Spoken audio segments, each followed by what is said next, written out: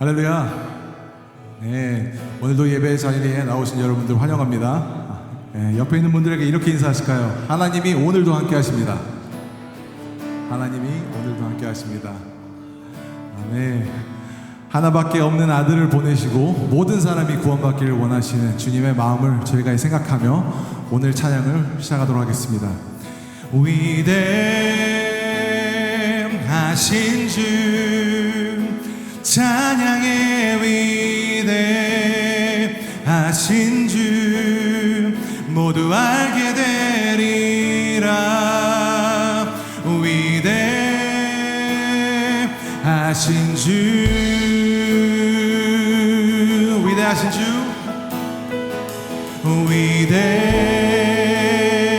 위대하신 주 찬양의 위대하신 주 모두 알게 되리라. 위대하신 주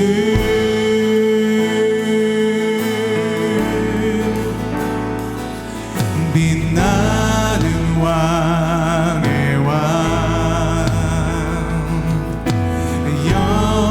영광의 주님 온 땅 기뻐하라 온 땅 기뻐하라. 광채의 옷 입고 어둠 물리쳐 저 원수는 떠내 저 원수는 떠내. 위대하신 주 위대하신 주 찬양의 위대하신 주 모두 알게 되리라. 위대하신 주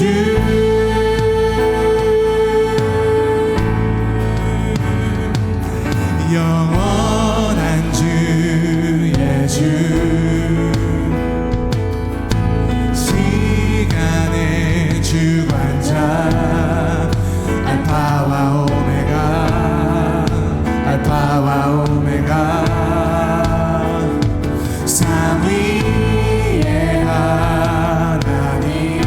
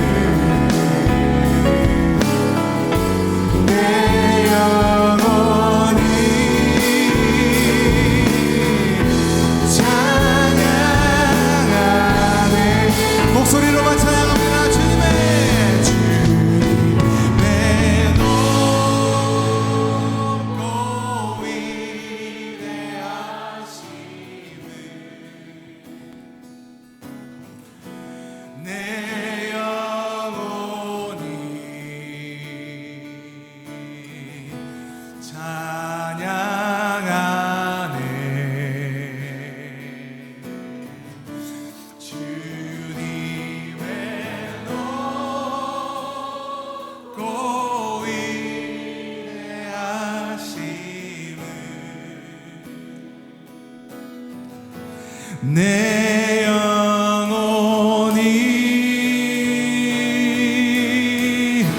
찬양하네.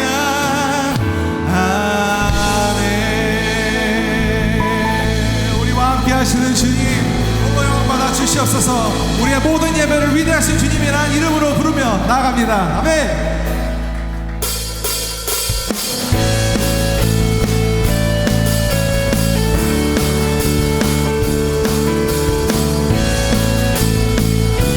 선포하며 나가겠습니다. 주왕망하는 자,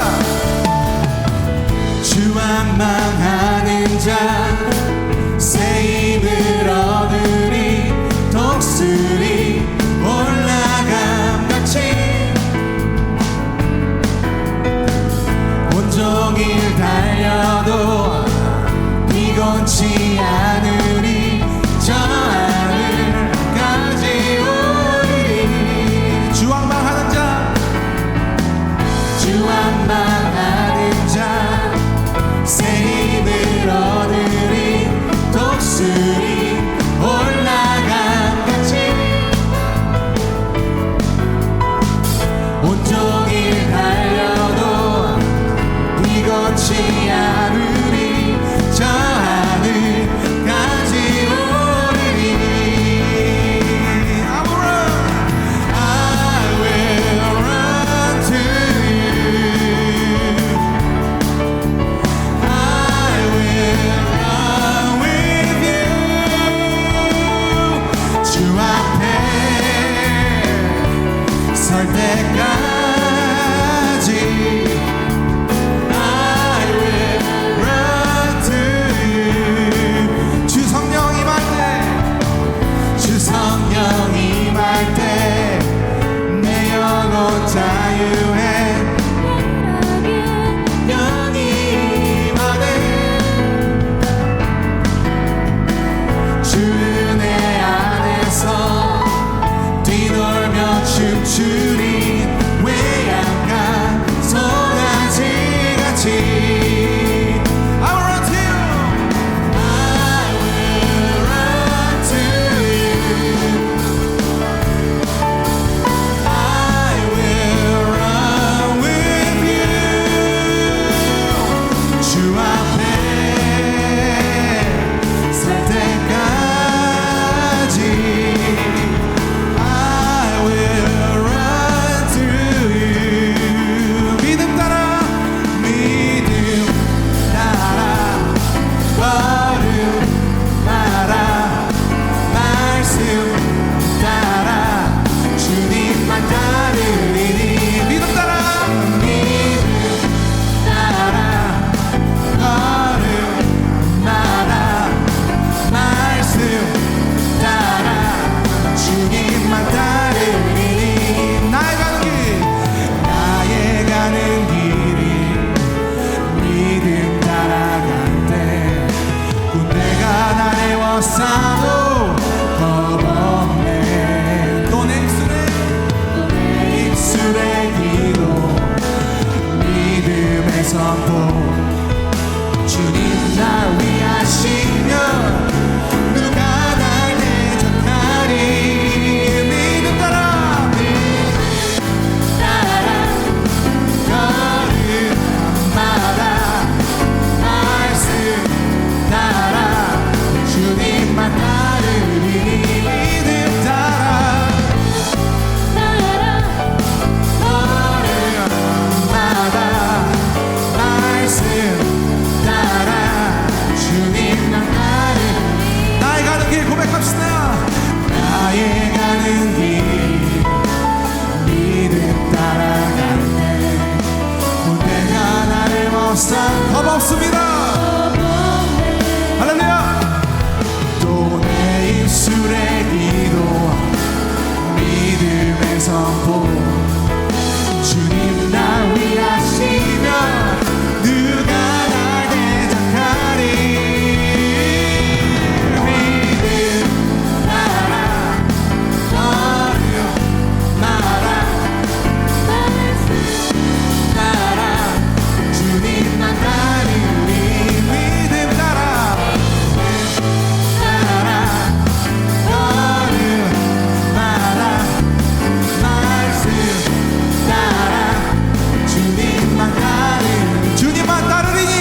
주님만 따르리니 주님만 따르리니 주님만 따르리니 주님만 마음으로 고백합니다. 주님만 따르리니 주님만 따르리니 주님만 따르리니 주님만 따르리니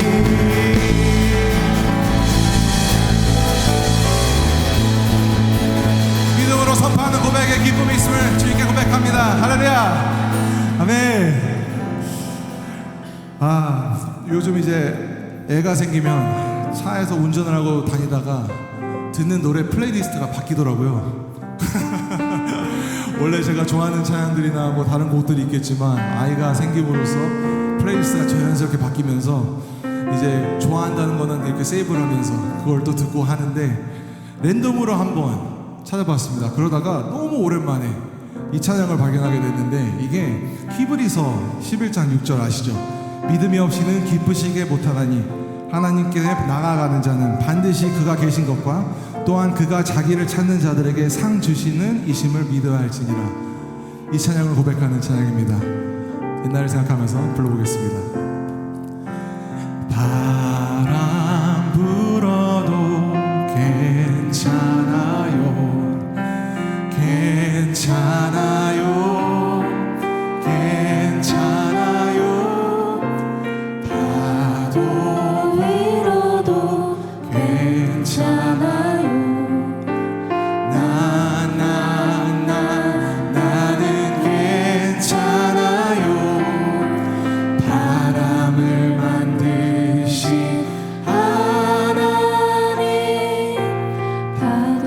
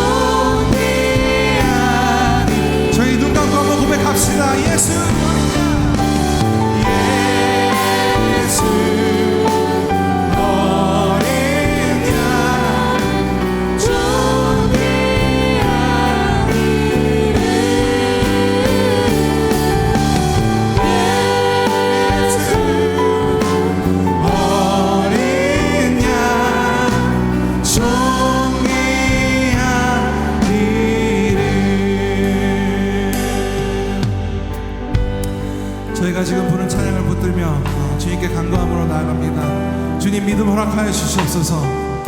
우리에 있는 상황이 주님 믿음이 너무 없음을 용서해 주시고 마가복음 9장에 있는 그 한 아버지의 마음, 나의 믿음 없는 것을 도와주시옵소서 하고 고백했던 그 아버지의 마음을 본받아 주님께 나갑니다. 주님을 통하여서 다시 한번 믿음이 생기게 도와주시고 다시 한번 십자가 부활을 통하여서 주님을 바라보게 도와주시옵소서. 다 같이 기도하겠습니다. 다시 한번 주님을 통해서 회복되는 예배를 허락하셔서 주님께서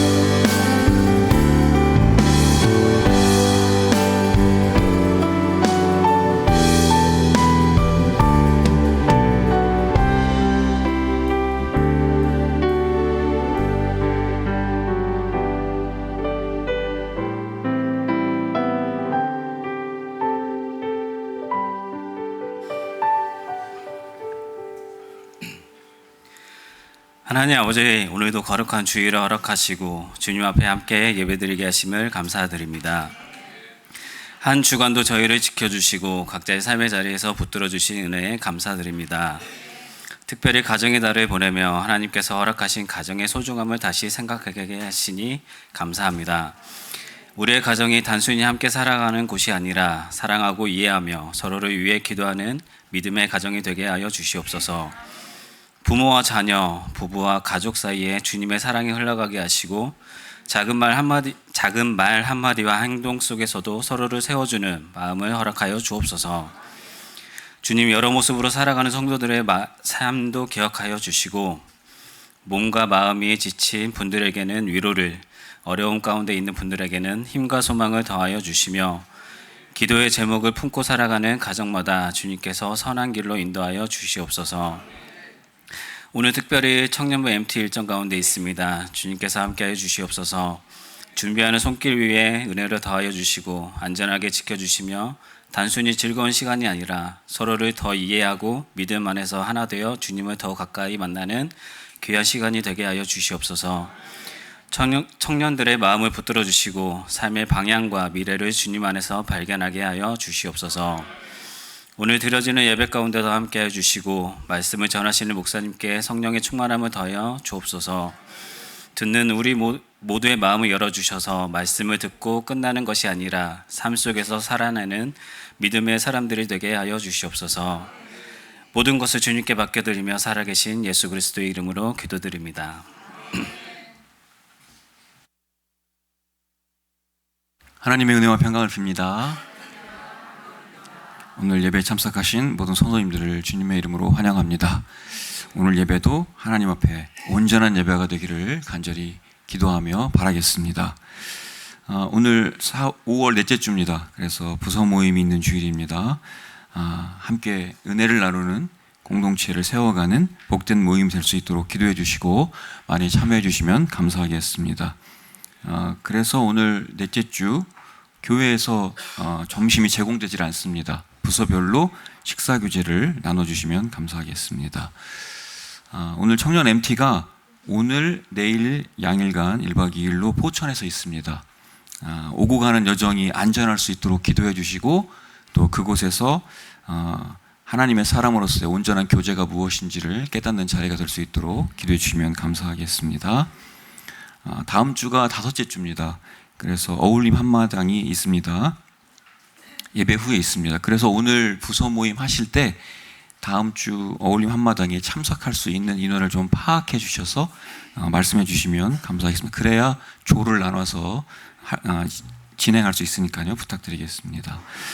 그 카카오톡 교회 채널에 헌금자 명단을 볼 수 있는 메뉴가 새로 생겼습니다.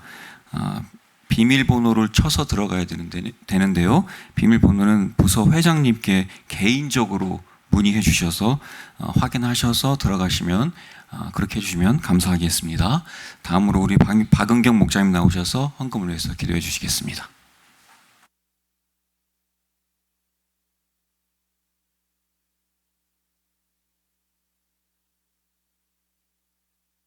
기도하시겠습니다. 역대상 29장 17절 나의 하나님이여 주께서 마음을 감찰하시고 정직을 기뻐하시는 줄을 내가 아나이다.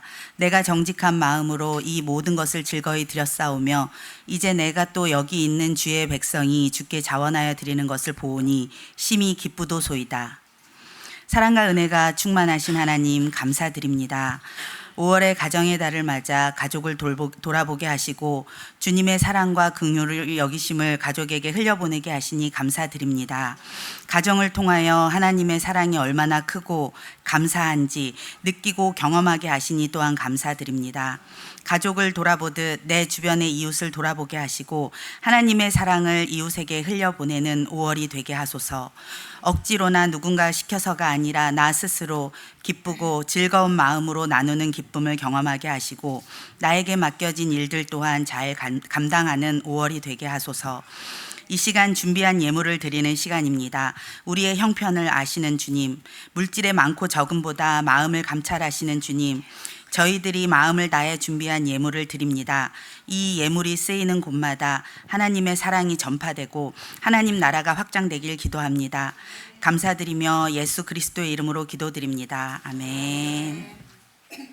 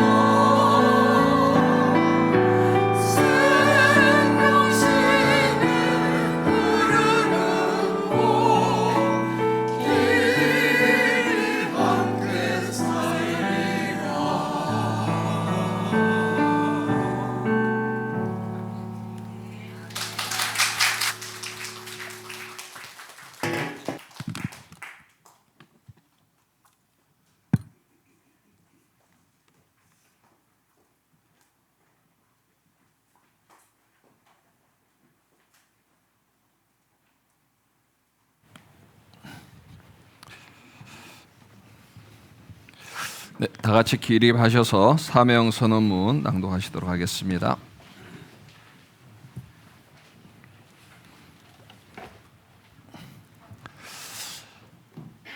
서울 성서침례교회 사명 선언문.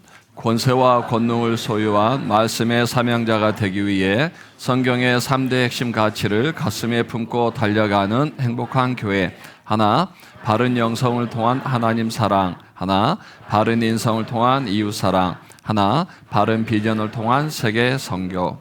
아멘. 오늘 하나님께서 우리에게 주신 말씀은 사도행전 4장 1절로 22절 말씀입니다. 사도행전 4장 1절로 22절 말씀 중에 교독하기는 1절에서 4절까지만 하도록 하겠습니다. 사도행전 4장 1절로 4절 말씀 교독하시겠습니다. 사도들이 백성에게 말할 때에 제사장들과 성전 맡은 자와 사두개인들이 이르러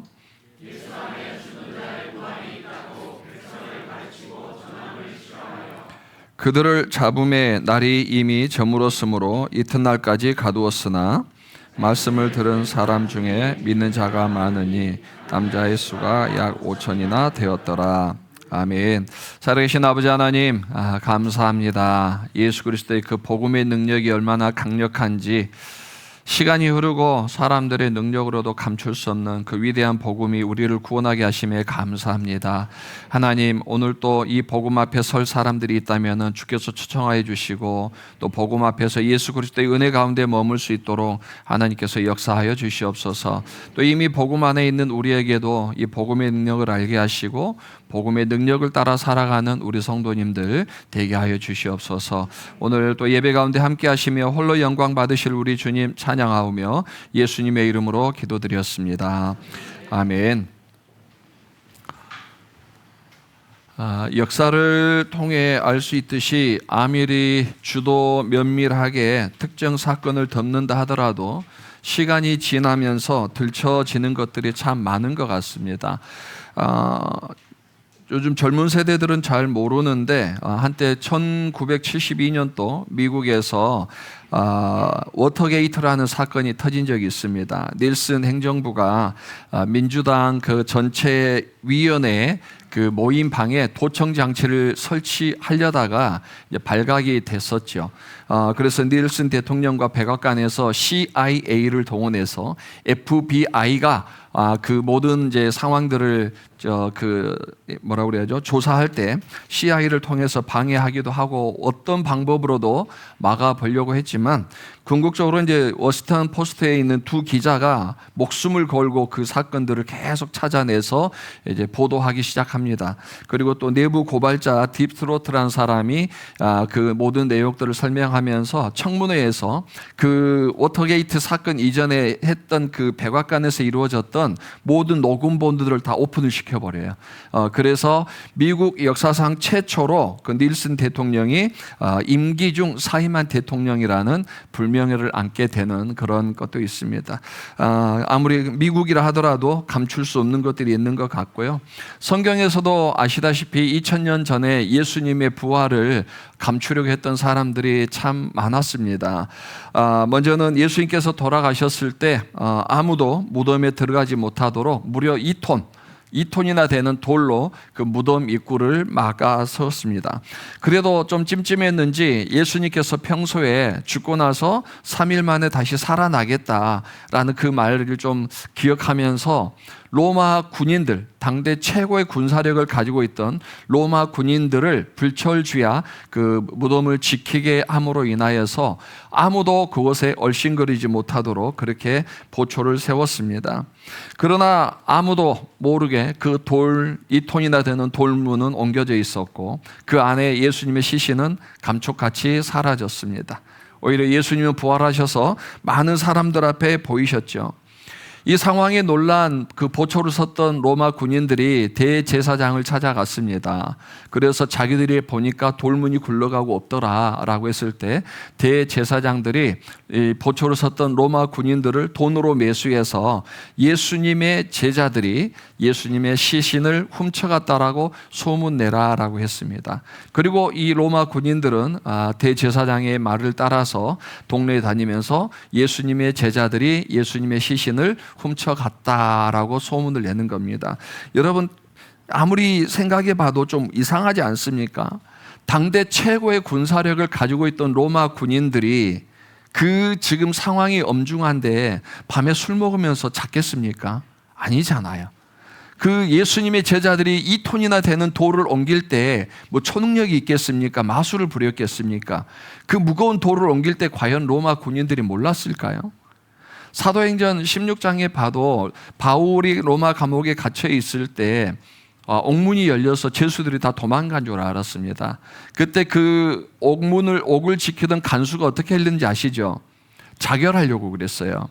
왜냐하면 그 시대에 죄수를 지키던 사람이 놓치면 그 죄수의 죄값을 대신해야 됩니다. 10년형이면 본인이 10년을 살아야 되는데 옥문에 많은 사람들이 죄인들이 그 감옥에 있었는데 다 도망갔으면 결국은 자기는 참수형을 당하는 거예요.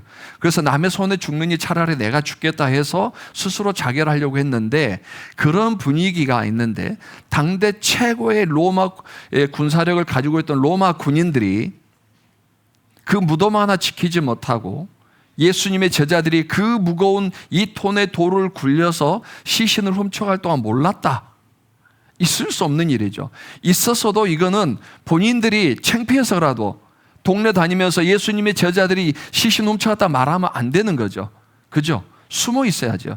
그리고 숨어 있기 이전에 이미 그 어마어마한 일을 제자들이 시신을 훔쳐간 걸 못 막았다면은 이 로마 군인들은 참수형이죠. 로마 그 막강한 군대의 명예훼손이잖아요. 그럼 바로 그냥 목을 쳐야죠. 그런데 버젓하게 살아서 동네에 다니면서 바보같이 내가 보쳐섰는데 예수님의 제자들이 와서 예수님의 시체를 훔쳐갔다. 말이 안 되는 얘기죠. 그럼에도 불구하고 예수님이 부활하신 사건을 얼마나 간절히 막고 싶었다면 이 사람들이 그렇게 거짓말을 하면서 말도 안 되는 어리석은 일을 하겠습니까? 그러나 결국 그 누구도 예수님의 부활을 막지 못했고 돌문이 아무리 굳게 막아놔도 예수님은 돌문이 아니라 그냥 부활하신 그 거룩하신 몸으로 시간과 공간을 초월하시면서 많은 사람들에게 예수님이 부활하심을 보여주셨습니다. 그러니까 사람들은 막을 수 있다고 생각해요. 그러나 막을 수 없는 게 참 많아요. 제가 칼럼에도 썼습니다마는 그 자연현상도 마찬가지인 것 같아요. 씨가 열매가 맺고 떨어지고 그 흙으로 덮으면 우린 덮어졌으니까 없어졌다라고 생각해요. 그런데 없어진 것이 아니라 사실은 그 덮어짐과 동시에 생명이 시작되어지는 거예요. 오히려 씨가 밖에 노출되어져 있으면은 말라서 죽는 거죠. 예. 뭐 다른 하나의 표현으로는 가장 큰 예로 참나무 여러분 잘 아시잖아요. 참나무가 번식하는 것에 대해서 제가 한번 자연 다큐를 본 적이 있는데 물론 바람이 불어서 씨가 뭐 도토리가 날아갈 수도 있지만 그것보다는 오히려 다람쥐에 의해서 이 참나무가 번식을 한다고 그럽니다. 가을이 되면 이제 도토리가 떨어집니다. 그러면 무거우니까 못 굴러다니잖아요. 그런데 다람쥐들이 이거 겨울에 먹으려고 까서 도토리를 입에 물고 구멍에 다 숨기고 그래도 안 되면은 땅을 파서 숨긴대요. 땅을 파서 숨기는데 일은 열심히 하는데 다람쥐가 머리가 좋지는 못해요. 자기가 숨겨놓고 어디다 숨겼는지 모르는 거예요. 그러니까 아는 것만 먹고 모르는 것은 못 먹고 그러다 보니 낙엽이 덮이고 겨울에 눈이 쌓여서 다람쥐들은 더 이상 먹지를 못하고 이게 봄이 되면 싹이 나서 또 열매가 맺어지는 거예요. 우리가 볼 때는 씨앗이 다 없어졌다. 뭐 우리 어머니들 산에 가면 등산할 때 도토리 다 주워오시잖아요. 그렇다고 참나무가 멸종되는 게 아니라 이미 다람쥐가 다 숨겨놔서 참나무는 다른 데서 나고 있다라는 거예요. 자연이든 사람이든 간에 역사를 거슬러 보면 사라진 것 같지만 누군가에 의해서 멸종되는 것 같지만 궁극적으로 멸종되는 게 아니라 오히려 그 사라짐 속에서 흙으로 덮어짐 속에서 더 놀라운 생명이 자라는 것처럼 복음을 막기 위해서 많은 사람들이 노력했지만 그 복음은 그 막음 속에서 더 위대하게 확장되어졌다. 이게 바로 오늘 우리가 읽었던 사도행전 4장 1절에서 22절의 말씀입니다. 이 사건이 아직 사도행전 3장 안진뱅이가 일어난 사건이 아직도 끝나지 않았어요. 이 지금 여파가 계속 퍼지는 거예요. 안진뱅이가 일어났습니다. 사도 베드로를 따라다닙니다. 그러다 이제 성전에 있는데 이 안진뱅이가 와서 사도 베드로가 예수 그리스도 이름으로 명하였더니 자기가 일어났다라고 간증을 합니다. 사람들이 어떻게 된 일인지 모여서 온 성 안이 안진뱅이가 일어난 그 사건에 대해서 지금 웅성웅성하고 몰려드는 거예요. 근데 거기에 빠지면 참 좋겠는데 안 빠지는 일은 뭐예요? 예수 이름으로 명했더니 그 예수 이름으로 안진뱅이가 일어났다라는 게 계속 거슬리는 거예요. 그래서 제사장들과 또 그 관리들이 한 곳에 모였습니다. 한 곳에 모여서 예수 부활에 대해서 좀 이젠 그만 좀 얘기했으면 좋겠는데 왜 자꾸 이 소문이 날까? 자기들끼리 고민하다가 결국은 어떻게 했습니까? 1절로 3절 말씀을 보시면 사도들이 백성에게 말할 때에 제사장들과 성전 맡은 자와 사두개인들이 이르러, 여기서 사두개인이 나오잖아요. 보통은 누가 나와야 되냐면 바리새인들이 나와야 돼요. 예수님을 십자가에 못 박여 죽을 때까지는 누가 선두였어요? 바리새인들이 계속 예수님을 선동했거든요. 예수님을 십자가에 못 박자고. 왜냐하면 율법을 어긴 자니까. 근데 예수님은 이제 그 자기들 소원대로 죽었잖아요. 처형당했잖아요. 그러니까 바리새인들은 이제는 더 이상 할 말 없는데, 갑자기 바리새인이 아닌 예수님이 부활하고 나니까 사두개인들이 나타나서 또 예수님의 부활을 전하는 사두개인들이 제자들을 괴롭히는 거예요. 왜냐하면 바리새인들은 율법을 가르치지만 부활을 믿는 사람들이에요. 그런데 사두개인들은 제사에 집중하는 업무를 맡고 있어서 부활을 안 믿어요. 그러니까 부활이 없어야 되는데 갑자기 제자들이 이제 예수님이 부활했다고 그러니까 바리새인들은 죽였으니까 끝났는데 예수가 부활하면서 누가 더 성가셔요? 사두개인들이. 이제 또 제자들이 눈에 가시가 된 거예요. 그래서 제사장들과 관리들과 사두개인들이 모여서 어떻게 하면 예수 그리스도의 부활을 잠재울 것인가, 이거를 좀 논의합니다. 2절 보시면 예수 안에 죽은 자의 부활이 있다고 백성을 가르치고 전함을 싫어했다. 3절에 보시면 그들 이제 복음을 전하는 자들을 사도들이죠. 사도들을 잡음의 날이 이미 저물렀으므로 이튿날까지 가두었으나, 일단 복음을 전하지 못하기 위해서 그들을 가둬놓은 거예요. 그러면 좀 성이 조용해지고 잠잠해지겠지라고 생각을 한 거죠.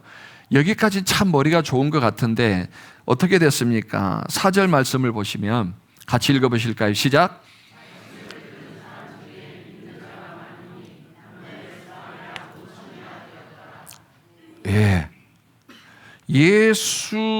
제자들이 예수님의 시신을 훔쳐갔다고 거짓 소문을 냈는데 반대로 예수님이 부활했다는 걸 말하니 제사장들에게는 정말 한장할 노릇이요. 또 부활이 없다고 가르치며 제사에 집중하라고 가르쳤던 사두개인들에게 있어서도 예수 그리스도의 부활은 전해서는 안 될 말이니 얼마나 제자들이 눈에 가시였겠습니까? 그래서 가뒀는데 오히려 이 말씀을 들은 사람, 여기서 이 말씀을 들은 사람들은 뭐냐면 이미 감옥에 갇히기 전에 사도들이 복음을 전했잖아요. 그 말씀을 들은 사람 중에 믿는 자가 많으니 남자의 수만, 다른 사람들도 있다는 거예요. 남자의 수만 약 5천이나 되었더라. 그 전에 베드로가 말씀을 전할 때 몇 명이 구원받았습니까? 3,000명이. 그러면 사도들을 감옥에 가뒀으니까 구원받은 숫자는 더 작아야 되겠죠. 그런데 사도들을 감옥에 가뒀는데도 불구하고 오히려 구원받는 수가 3,000이 아니라 5,000이 됐다는 거예요. 5,000이 됐다는 거예요. 여러분, 여기서 복음의 능력을 좀 깨닫기를 바랍니다. 아무리 사람들이 복음 전한 자를 감옥에 가둬도요, 우리 어머니들이 산에서 아무리 도토리 다 주워와도 어떻게 된다고요? 이미 다람쥐가 도토리를 땅에 심어 놓은 것처럼 복음이 한번 선포되어지면은 그 선포되어진 복음은 막을 수가 없다라는 거예요. 아멘. 이 비밀을 여러분 오늘 반드시 깨닫기를 주님의 이름으로 축복합니다. 사람들이 사도들을 가뒀어요. 가뒀으니까 이제 잠잠하겠지. 웬걸요? 5,000명이 구원받아서 또 강가에서 사람들이 다 침례 받는다고 그렇게 하나요?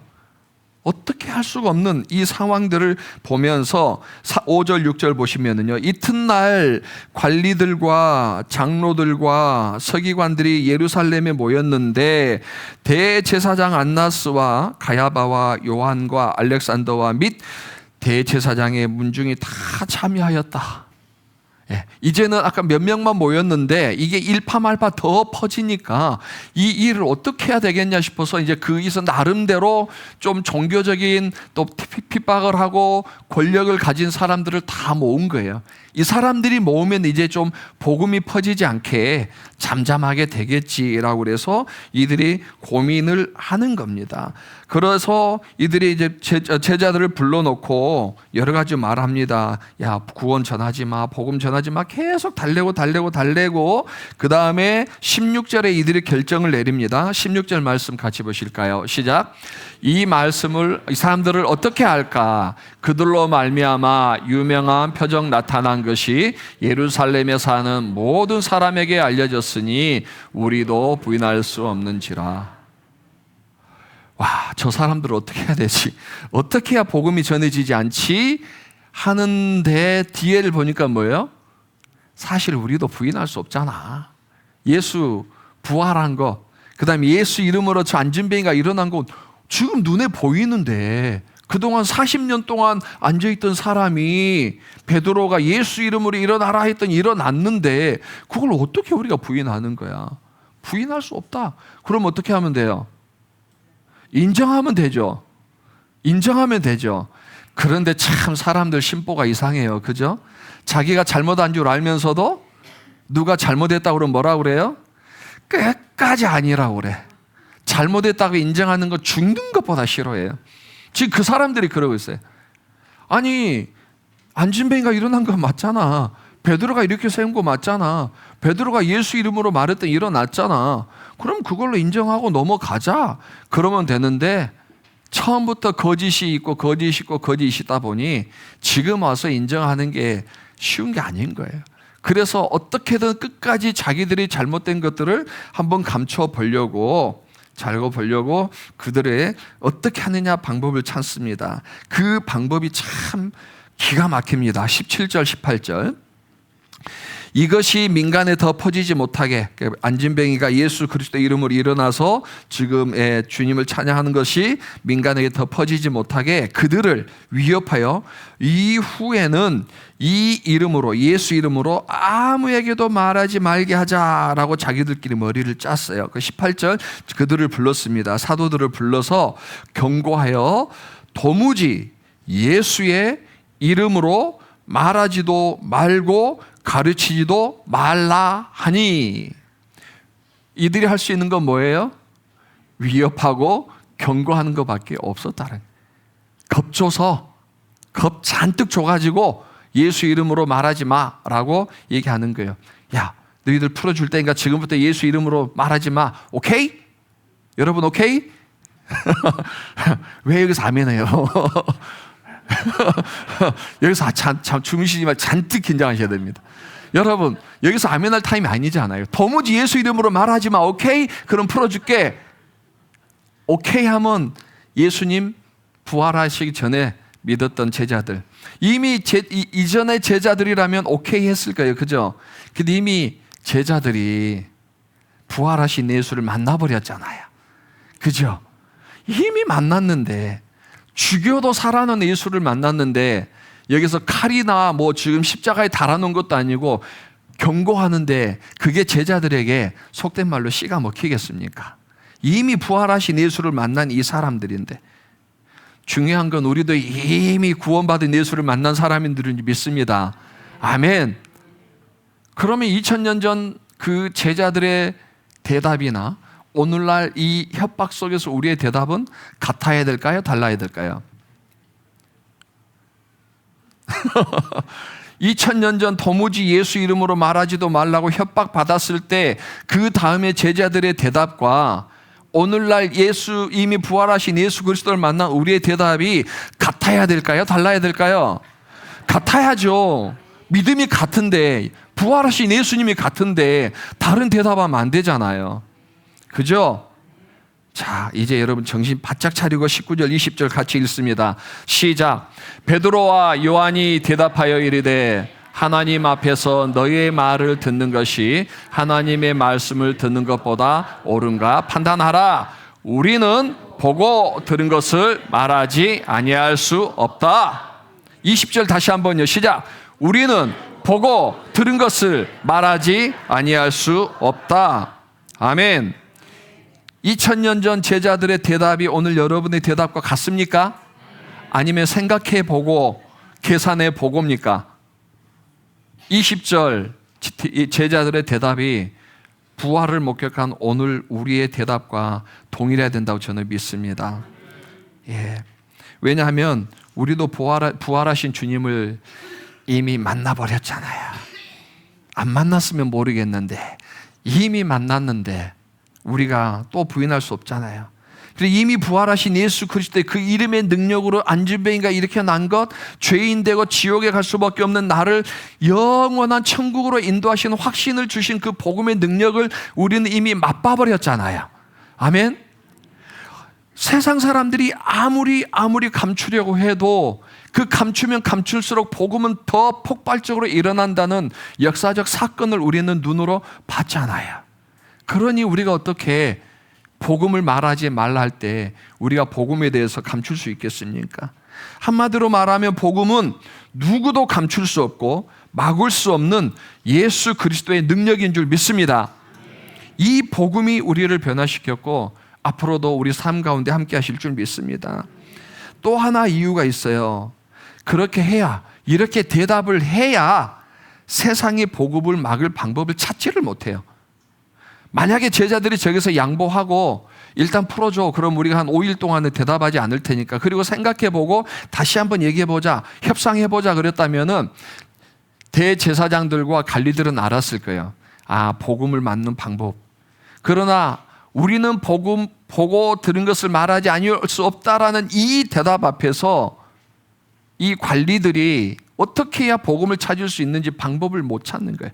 다시 말해서 제자들의 이 대답은 그 순간의 위기 모면이 아니라 앞으로도 복음으로 핍박하지 못하게 만드는 방법거리기를 주지 않는 위대한 대답이었어요.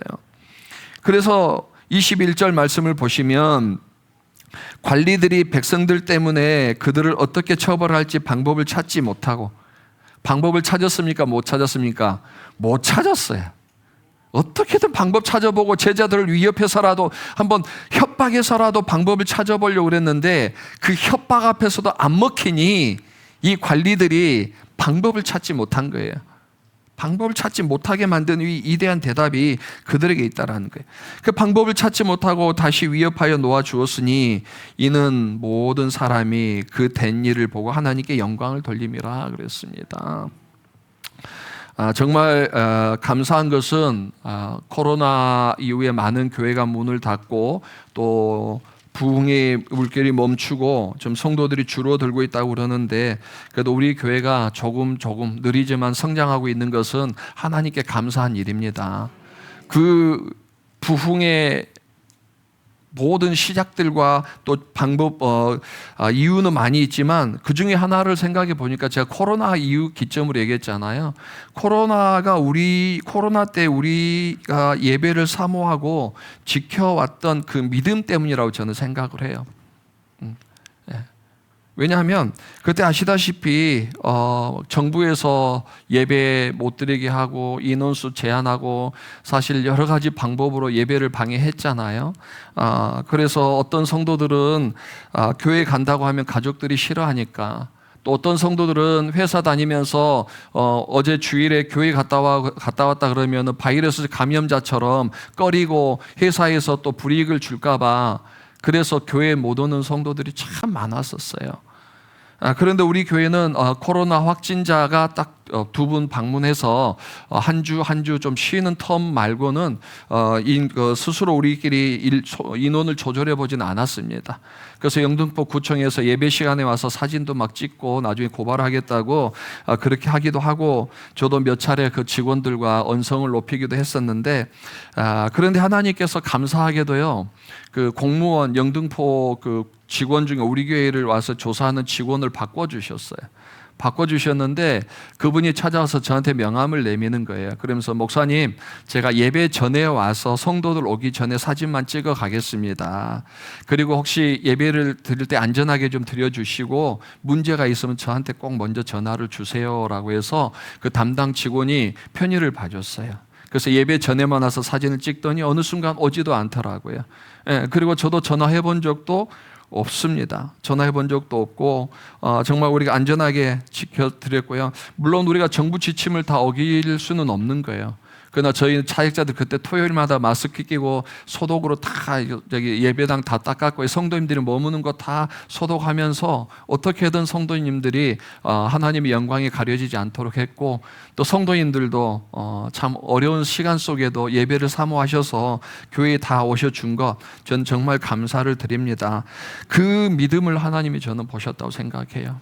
세상의 어떤 핍박과 세상의 협박 속에서도 우리가 결코 포기할 수 없는 것, 복음을 전하는 것과 하나님께 예배를 드리는 것, 이건 포기할 수 없잖아요. 아멘. 이걸 우리가 포기했다면, 우리가 이걸 정부 눈치를 보고 숫자 조절하고 4명만 오세요, 5명만 오세요 조절했다면 하나님께서도 우리 교회를 기뻐하지 않으셨을 거예요. 그러나 우리가 정부와 협조하면서도 예배만큼은 우리의 믿음으로 지켜왔기 때문에 하나님이 그 예배를 보시고 기뻐하시고 우리에게 축복해 주셨으리라고 믿습니다. 다시 한번 21절 그 다음 한번 엔터 한번 쳐주시면 위협하여 놓아주었으니 그랬습니다. 때로는 세상이 위협할 수도 있어요. 우리에게 그 입 다물라 말할 수도 있고 어떤 방법으로 법적으로도 우리에게 불이익을 가할 수도 있어요. 그러나 우리가 그 불이익이 가해진다고 해서 타협할 수 없는 일 아닙니까? 아멘. 여러분, 이렇게 정부가 압박하고 위협한다고 해서 죽는 건 아니잖아요. 죽진 않았잖아요. 여기도 위협하여 어떻게 했어요? 놓아주었다고 그랬어요. 그 시대에 바로 죽일 수도 있었어요. 그런데 놓아주었어요. 그들이 왜 놓아주었을까요? 첫째는 죽여야 될 이유를 찾지 못했기 때문에, 두 번째는 아직도 그들이 복음을 전해야 되기 때문에 하나님이 그 시간을 이용하신 거예요. 믿죠? 그래서 우리가 늘 얘기하잖아요. 사명이 있는 자는 죽지 않는다. 믿으십니까? 하나님이 일을 해야 될 사람들이라면, 앞으로도 그 복음을 열방까지 선포해야 될 사람이라면 하나님께서는 결코 이 시간에 죽일 수가 없죠. 세상이 아무리 우리를 협박하고 위협한다 하더라도 결코 우리는 죽지 않습니다. 손해보지 않는 줄 믿습니다. 그 뒤에 말씀을 보면 이 모든 사람이 그 된 일을 보고 뭡니까? 그렇게 로마 군인들과 제사장들과 관리들이 사도들을 가둬놓고 핍박했음에도 보고, 핍박했는 걸 알잖아요. 그랬는데도 풀어줬어요. 그걸 봤다는 거예요. 세상에 어떤 권력자도 하나님의 사람을 어떻게 할 수 없구나. 그리고 반대로 사도들이 거기서 그 협박 앞에서 무릎 꿇고 타협하지 않고 우들이 보고 들은 것을 말하지 않을 수 없다라고 그 외쳤던 그 간증을 두 가지를 본 거예요.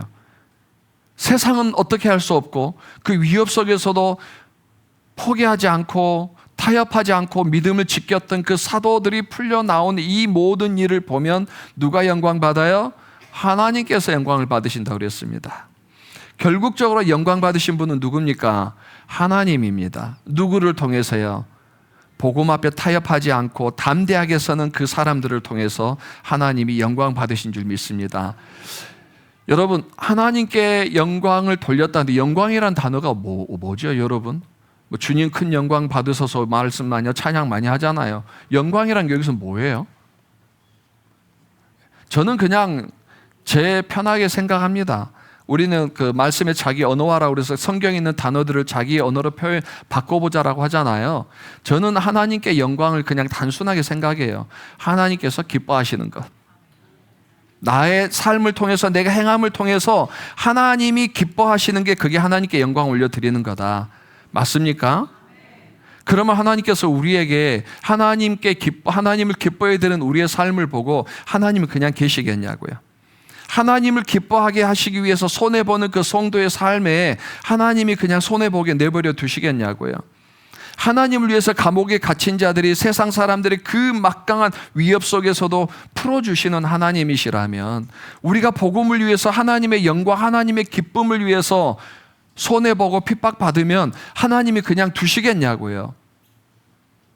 저는 그런 하나님이 아닌 줄 믿습니다. 반드시 보상해 주신 하나님인 줄 믿습니다.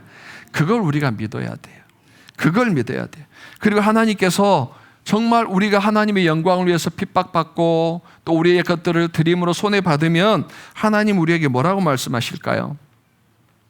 예? 너요. 지금 안 오신 분은 지난주에 주무신 분. 너요. 내가 너를 사랑해. 아멘. 내가 너를 사랑해. 그리고 너를 사랑하는 그 하나님의 사랑이 강력하게 우리에게 어떤 보상으로 주어질 줄 믿습니다. 이제 말씀 마무리하면서요. 대제사장들은 제자들을 옥에 가두고 협박하고 그들의 입을 막으려고 했지만 막고 있는 그 순간 밖에서 복음은 더 폭발적으로 일어나고 있었습니다. 믿으시죠? 2000년 전 사탄이 예수님이 하나님의 아들이라고 알면서 예수님을 죽여야만 자기가 승리한다고 생각했어요. 그래서 예수님을 십자가에 달려 죽였어요. 그리고 무덤에 묻고 사람들이 꺼낼 수 없는 그 무거운 돌로 무덤을 막았어요. 혹시 살아나더라도 돌이 무거우니까 밀고 못 나오도록 사탄은 막고 그제서야 본인이 승리했다라고 외쳤습니다. 그런데 예수님이 무덤에 들어가는 순간 사탄은 승리가 아니고 뭐예요? 패배였어요. 절대로 해서는 안 될 일을 사탄이 하고 만 거예요. 예수님이 부활하셨어요. 차라리 사탄이 할 건 뭐예요? 예수님이 십자가에 달려 돌아가실 올라가도 끌어내리셔야 됐어요. 맞죠? 죽으면 안 돼. 예수님은 불로 장생하셔야 돼. 그래야 십자가의 죽음을 통해 구원이 안 이루어지는데 사탄은 예수를 죽여야만 자기가 승리한다고 생각했는데 그 죽음이 온 인류를 구원하는 복음의 능력으로 나타날 거라 상상을 못한 거예요. 사탄도 그렇고 대제사장들도 그렇고 로마 시대의 그 로마도 교회를 핍박했을 때 로마를 떠났다고 생각했어요. 그 복음을 들고 떠난 사람들이 전 세계로 퍼져서 오늘날 우리까지 구원하는 전 인류를 구원하는 복음의 능력으로 확산될 거라고 로마 사람들은 생각을 못했던 거죠. 이처럼 복음은 핍박하면 핍박할수록 더 멀리 강력하게 폭발하는 능력이 있습니다. 아멘. 그래서 제가 항상 두려워하는 게 있어요. 제가 가장 두려워한 거는 아무것도 일어나지 않는 평온함이에요. 아무것도 일어나지 않는 평온함. 어느 날은 너무 잠잠하고 아무 일이 없어요. 이렇게 아무 일이 없어도 되나? 이렇게 평안해도 되나? 왜요? 복음의 역사가 일어나려면 바람이 불어야 되잖아요. 고난이 와야 되잖아요. 핍박이 와야 되잖아요. 그래야 이게 땅 때리면 팍 퍼져나가는데 너무 잠잠하면 그리스도인들은 안이해져요. 복음을 전할 생각을 안 해요. 나태해져요. 그러다 보니까 이제 마지막 어떤 집안에 갑자기 누군가 위기상이 벌려졌을 때 그때야 복음을 전해야 된다라고 그때야 우리를 부르고 어떻게든 복음을 전하고 싶어하는 마음들이 생기잖아요. 아무것도 일어나지 않을 때가 사탄이 제일 좋아할 때입니다. 아멘. 그러니까 우리에게 아무것도 일어나지 않을 때 여러분 불안하셔야 돼요. 기도하셔야 돼요. 왜 이러지? 왜 이렇게 잠잠하지? 예. 그리고 나중에 어떤 일들이 터질 때 후회하지 마시고 항상 여러분 복음 앞에서 담대하십시오. 이 막을 수 없는 복음의 능력을 가지고 예수 그리스도 앞에서 담대하게 복음을 전할 수 있는 우리 성도님들 되기를 주님의 이름으로 축복합니다. 예수 그리스도의 부활은 어떤 시간으로도 어떤 역사로도 어떤 능력으로도 막을 수 없는 복음의 능력인 줄 믿습니다. 잠시 눈을 감으시고 계속해서 말씀을 들어주시기 바랍니다. 교회를 향한 로마의 박해 극심하며 극심할수록 복음은 더 넓게 흩어져 갔습니다. 조선 땅에 복음이 처음 들어온 시절 순교자의 피가 땅에 스며들 때마다 그 땅에 교회가 자라났습니다. 제가 두려워하는 것은 핍박이 아니라 도리어 아무것도 일어나지 않는 평온함입니다. 왜냐하면 복음은 평온함 가운데서 능력을 나타내기보다는 고난과 핍박 그리고 거센 바람을 통해 더 폭발적으로 전파되기 때문입니다. 오늘 말씀을 통해 우리가 무엇을 해야 합니까? 사실은 무엇을 하기보다 복음이 어떤 능력을 가지고 있는지 그거를 먼저 깨닫고 믿는 게 중요합니다. 복음의 역설, 복음을 가두고 복음을 핍박하면 더 위대하게 확장되어져 나간다는 것을 생각하면 세상이 우리의 입을 막으려 할 때 더 크게 외치는 것입니다. 세상이 우리의 발목을 잡으려고 할 때 더 크게 발을 옮겨서 예배 자리로 오는 것입니다. 한번 양보하면 세상은 계속해서 우리를 괴롭힙니다. 그들이 우리를 막을 기회와 방법을 허락하지 않는 것은 타협이 아니라 포기가 아니라 오늘 우리가 가지고 있는 이 믿음을 담대하게 선포하고 지키는 것인 줄 믿습니다. 하나님, 우리 삶 가운데 여전히 복음이 선포되어져야 되고 복음을 들어야 될 사람들이 있음에도 불구하고 제가 잠잠히 입을 다물고 있었다면 용서해 주시고, 하나님이 위대한 복음이 어떤 심령 가운데 새겨질 수 있도록, 그 복음의 씨앗이 심어져서 열매로 맺어질 수 있도록 하나님 제 입술을 사용하여 주시옵소서. 저는 성경을 모르고 복음을 정말 잘 전할지 몰라도 이 씨앗만 던져지면 하나님이 그 안에서 역사하리라 믿으니, 아버지 하나님, 저에게는 단순히 예수 그리스도의 십자가의 그 은혜를 선포할 수 있는 입술의 용기만 주시고 그 말씀을 심을 수 있는 제 손을 주시어서 나머지 생명의 열매는 분, 자라게 하신 분이 우리 예수 그리스도이심을 믿사오니 주님께서 그 일을 행하여 주십시오. 이 시간 우리 잠시 한번 복음의 능력을 간구하며 하나님 앞에 기도하는 시간 갖겠습니다. 살아계신 아버지 하나님, 감사합니다. 이 시대의 역사를 통틀어 봐도 그 누구도 예수 그리스도의 그 복음을 막는 사람은 없었어. 복음을 막으려 할 때마다 그 복음은 더 위대하게 퍼져나갔던 것을 우리는 알고 있습니다. 아버지 하나님, 이제 다시 한번 기도하오니 자꾸 우리가 복음에 대해서 잘 알아야, 복음을 체계적으로 잘 전해야 그 사람이 구원받을 거라고 생각하지만 하나님은 한 번도 조직적으로 복음을 전해서 역사하신 적이 없습니다. 단지 우리가 예수 그리스도는 부활하셨고 예수 그리스도를 믿는 자도 구원을 받을 거라고 선포할 때에 그 마음의 양심의 찔림을 가진 자들이 복음 앞에 무릎 꿇었던 걸 보게 됩니다. 아버지 하나님, 우리 주변에도 복음을 전해야 되지만 아직까지 내가 복음을 전하지 못하고 입술을 닫고 있다면 회개합니다. 주여, 나의 입술을 열어 이제 복음을 전하게 하여 주시옵소서. 예수 그리스도의 십자가의 은혜를 전할 때에 나머지는 성령이 역사하시리라 믿습니다. 아버지 하나님, 단지 복음을 전할 수 있는 그 능력을 허락하여 주시어서 온전히 아직 우리 주변에 복음을 품었지 못한 영혼, 하나님이 바라보는 그 영혼에게 우리 시세 모르게 하시고 복음의 능력을 깨달아 담대하게 복음 전하는 중에 특별 주님 도와주시옵소서. 아멘. 하시고 싸움 주님의 싸움, 주님의 싸움, 주님의 허락하여 주시옵소서. 우리 이 시간 함께 찬양합니다. 새벽부터 우리 함께, 새벽부터 우리 사랑함으로써 저녁까지 시를 그려봅시다. 열매 차차 이뤄 꽃이 거둘 때에 기쁨으로 다닐 거두리로다. 거두리로다. 거두리로다. 기쁨으로 다닐 거두리로다. 거두리로다. 거두리로다.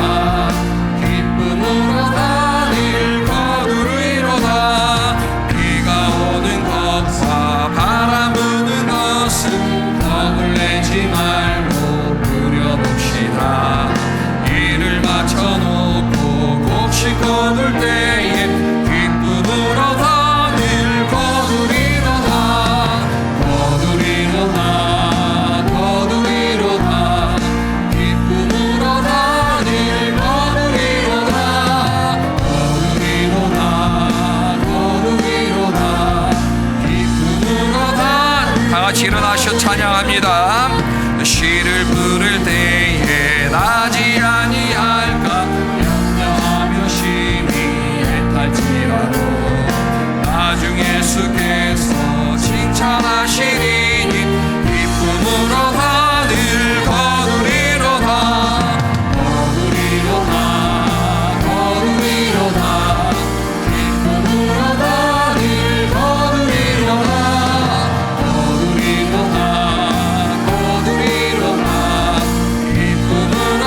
우리 3절 한 번 더 찬양합니다. 씨를 뿌릴 때에 나지 아니할까 염려하며 심히 애탈지라도 나중에 주께서 칭찬하시리니 기쁨으로 다늘 거두리로다.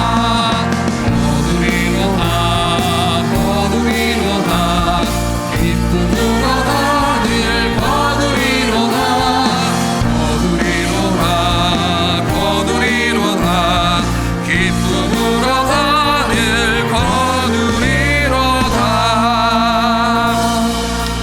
3절 가사 한번 처음 다시 보여주실까요?